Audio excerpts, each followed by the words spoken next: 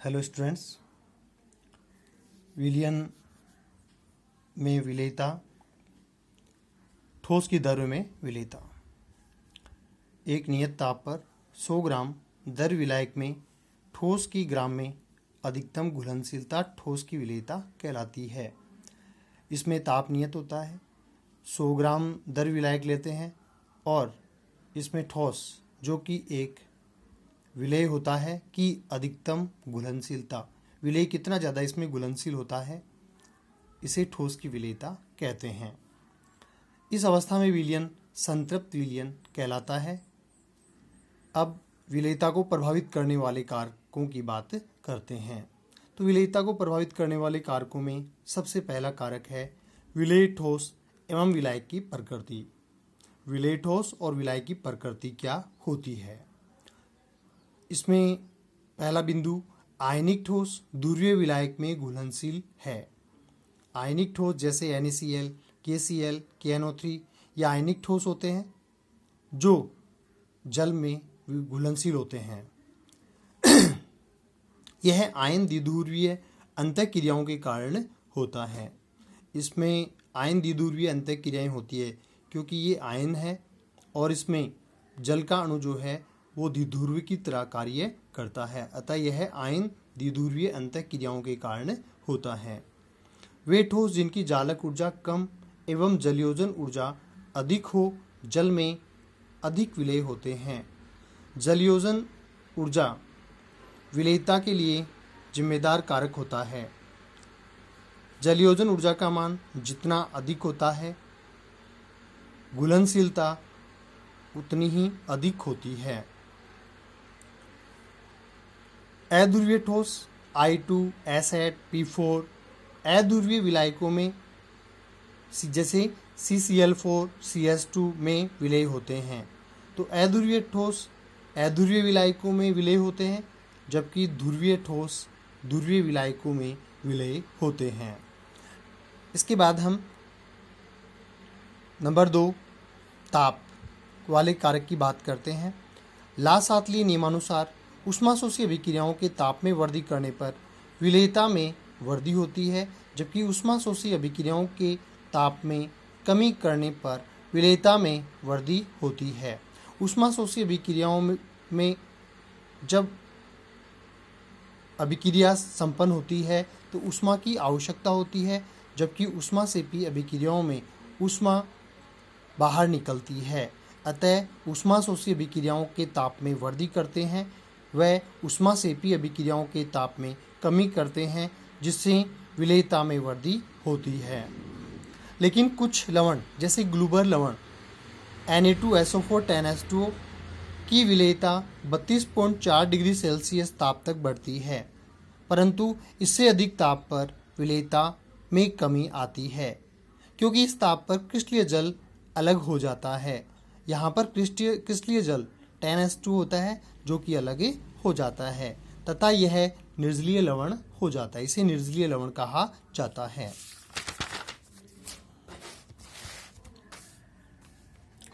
इसके बाद गैसों की दर में विलेयता को लेते हैं। किसी गैस का cm³ या ml में वह आयतन जो 1 cm³ जल में घुला हुआ हो अवशोषण गुणांक कहलाता है। यहाँ पर गैस का आयतन cm³ या ml में लेते हैं जो 1 cm³ जल में घुला हुआ हो, इसी को अवशोषण गुणांक कहा जाता है। इसमें प्रभावित करने वाले कारकों में नंबर 1 गैस की प्रकृति। तो गैस की प्रकृति में वे गैसें जो विलायक से क्रिया करती है या विलायक में आयनित होती है, अधिक विलेय होती है, जैसे अमोनिया, HCl, SO2 ये गैसें वाटर सोल्यूबल होती है। यह आसानी से जल में सांद्रित हो जाती है, घुलनशील हो जाती है।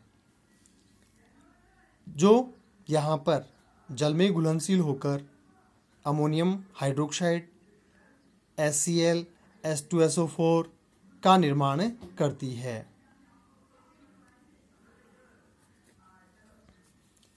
एक cm³ जल में विभिन्न गैसों का अवशोषण गुणांक का घटता क्रम। अवशोषण गुणांक सबसे अधिक NH3 का होता है, क्योंकि अमोनिया जल में सबसे ज़्यादा अवशोषित होता है। तो अमोनिया, इसके बाद HCl, फिर SO2, H2S, CO2, C2H2, O2, N2, ये अवशोषण गुणांक का घटता क्रम हो गया। Nitrogen, oxygen, CO2, ethyl alcohol में अधिक विलेय है। O2 रक्त में तीव्रता से विलय होती है। इसके बाद विलायक की प्रकृति को लेते हैं।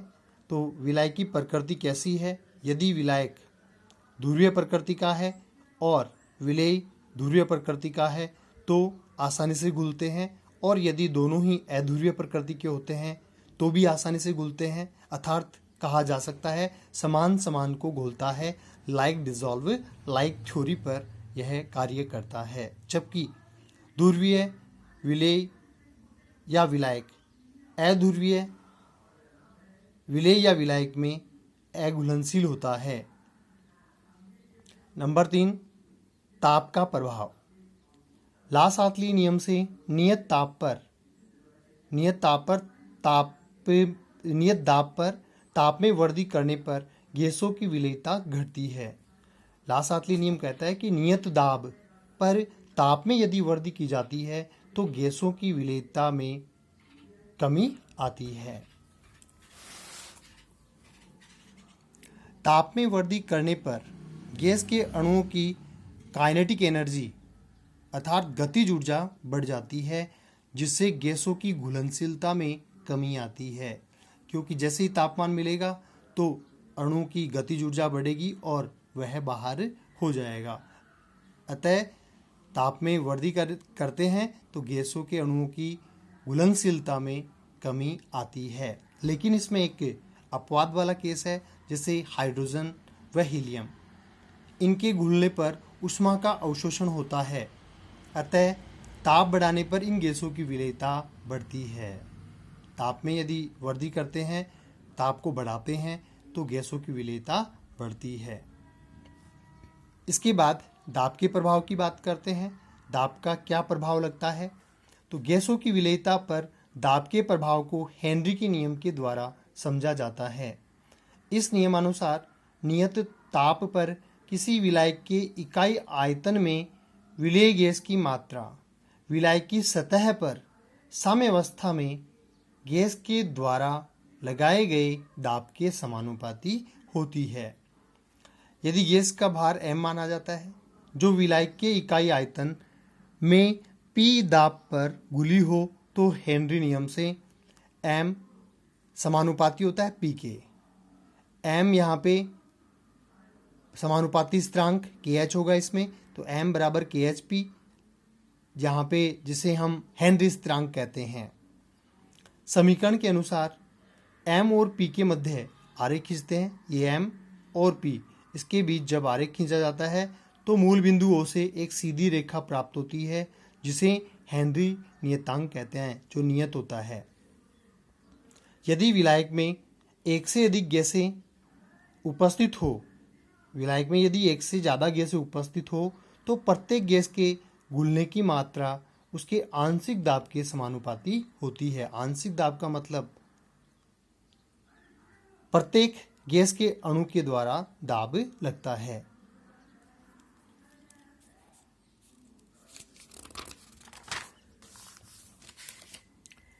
अक्स proportional P x equal to KP, या इसको हम लिख सकते हैं P equal to x by K। X gas की मोल भिन्न होती है, P गैस का आंशिक दाब होता है।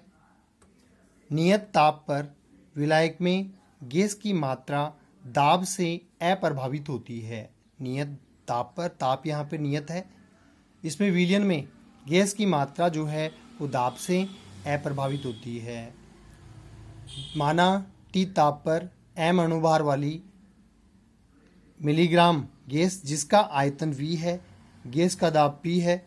आदर्श गैस समीकरण PV इक्वल टू nRT से लेते हैं, तो PV equal to n equal to यहाँ पर m/m मोलों की संख्या m/m प्रदर्शित की जाती है, और ये RT। V इक्वल टू समीकरण को यूँ लिखा जा सकता है m/p इंटू RT/m। स्थिर ताप पर हेनरी नियम से m/p व v यहाँ पे क्या हो गया, स्थिरांक। इसके बाद हेनरी नियम की सीमाएं लेते हैं। हेनरी नियम की सीमाओं में नंबर 1, दाब बहुत अधिक न हो, दाब बहुत ज़्यादा नहीं होना चाहिए, ताप बहुत कम नहीं होना चाहिए, गैसें विलायक से क्रिया नहीं करनी चाहिए, गैसों की विलायक के साथ कोई अभिक्रिया नहीं होनी चाहिए। नंबर 4, गैस की विलेयता विलायक से कम हो अर्थात विलयन तनु होना चाहिए।